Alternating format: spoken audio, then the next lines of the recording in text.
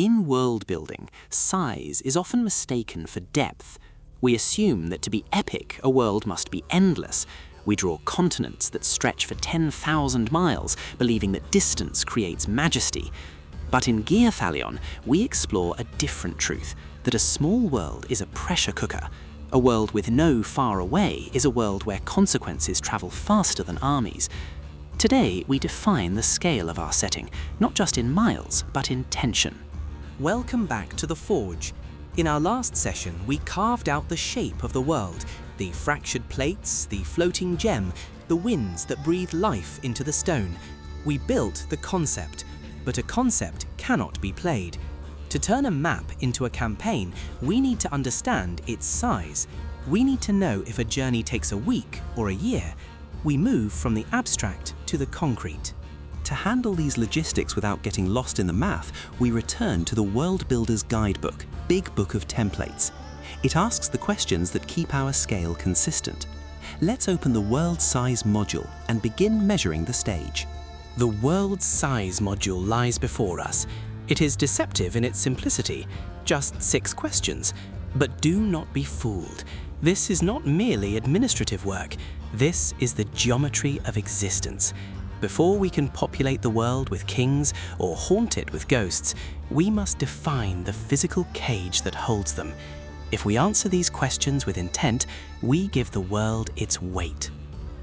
First, we must determine the general size.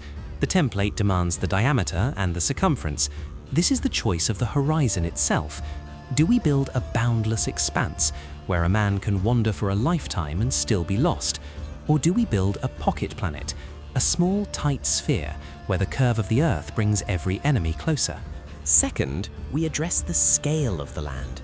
We must ask, how vast is the wilderness? If the mountains stretch for 1,000 leagues, they are not merely a border, they are a world unto themselves. But if they are small, they are merely scenery. This section forces us to decide the rhythm of the map. Is the land a path to be walked quickly, or is it a wall to be scaled?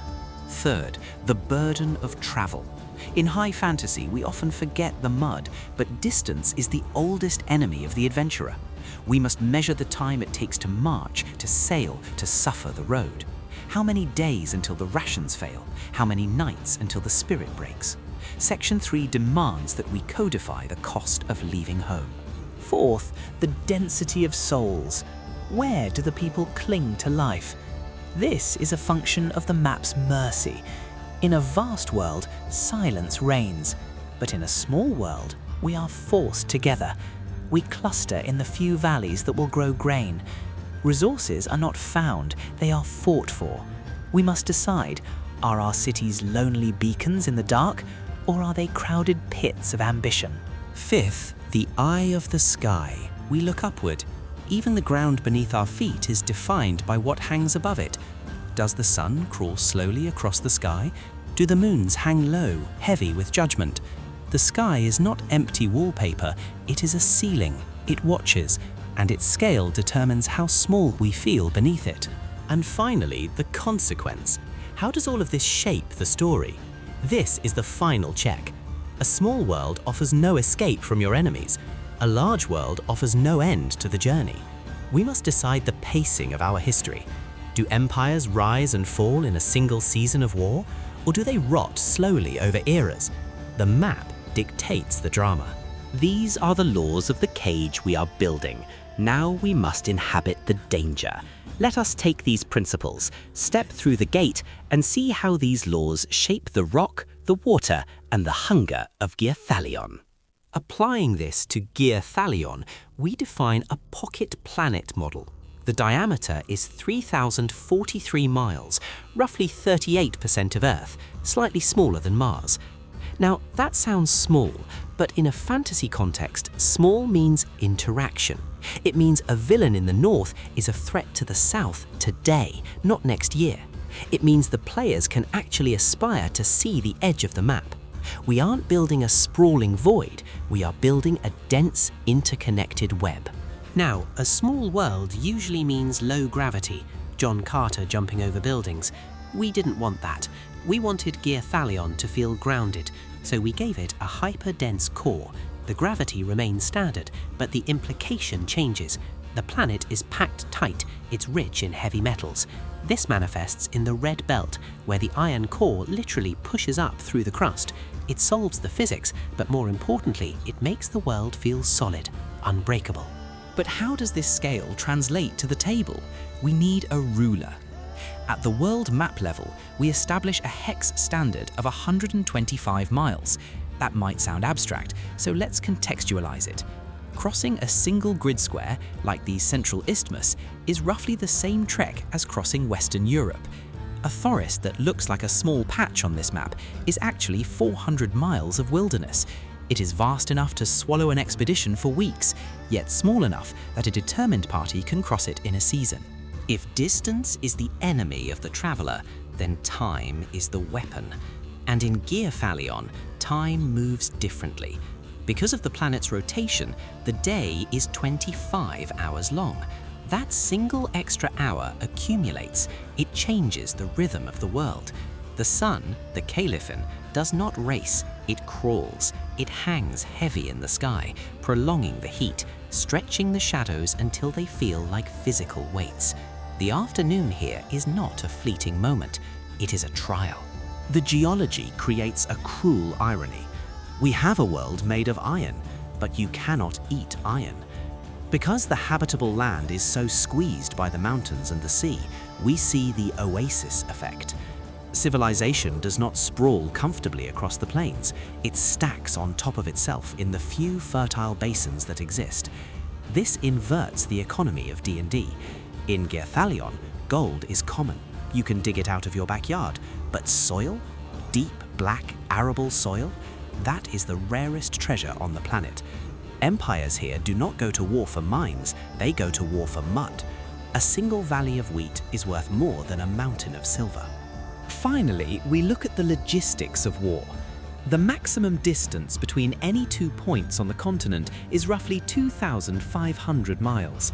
That might seem like a long walk, but politically, it is next door. There are no distant lands in Gyrthalion. A plague on the northern coast is an immediate threat to the southern capital. An army marching from the west will arrive in the east before the season turns. The world is a single, tightly connected theatre. If a dragon wakes up in Covalier, the king in Selenia loses sleep. We have measured the diameter, we have counted the miles, we have drawn the lines of logistics and war. But numbers on a page are cold things. To understand the true weight of this scale, we must leave the architect's table. We must stand on the ground, look out at the water, and feel the horizon closing in. The first truth a traveller learns in Gyrthalion is that the world is not vast. It is not an endless expanse where one can flee into the unknown and vanish forever. It is a cage of stone and water, intimate and inescapable. The horizon is a noose that draws tight. A determined legion can march from the frozen coast of Covalier to the steaming jungles of Selenia in a single season. News travels faster than sails. A plague in the western valleys becomes a concern for the merchants of the Central Isthmus within the month. This proximity breeds a specific kind of tension. Nations do not have the luxury of ignoring their neighbors. In Gyrthalion, silence is not distance. It is merely the breath before the next collision. Though the world is small, a mere fraction of the ancient giants, it is immensely heavy. The ground resists the spade.